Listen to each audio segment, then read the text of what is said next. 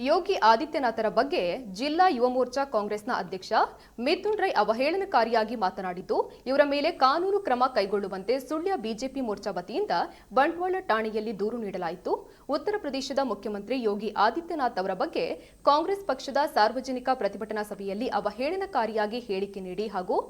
ದಕ್ಷಿಣ ಕನ್ನಡ ಜಿಲ್ಲೆಯಲ್ಲಿ ಶಾಂತಿ ಕದಡಲು ಪ್ರೇರೇಪಿಸುವ ಜಿಲ್ಲಾ ಯೂತ್ ಕಾಂಗ್ರೆಸ್ ಅಧ್ಯಕ್ಷ ಮಿಥುನ್ ರೈ ವಿರುದ್ಧ ಬಿಜೆಪಿ ಯುವ ಮೋರ್ಚಾ ಸುಳ್ಯ ಮಂಡಲದ ವತಿಯಿಂದ ಕಡಬ ಪೊಲೀಸ್ ಠಾಣೆಯಲ್ಲಿ ಪ್ರಕರಣ ದಾಖಲಿಸಲು ಮನವಿಯನ್ನ ಮಾಡಲಾಯಿತು. ಈ ಸಂದರ್ಭದಲ್ಲಿ ಸುಳ್ಯ ಮಂಡಲ ಬಿಜೆಪಿಯ ಯುವ ಮೋರ್ಚಾದ ಅಧ್ಯಕ್ಷರಾದ ಶ್ರೀಕೃಷ್ಣ ಎಂಆರ್, ಪ್ರಧಾನ ಕಾರ್ಯದರ್ಶಿಗಳು ಉಪಸ್ಥಿತರಿದ್ದರು.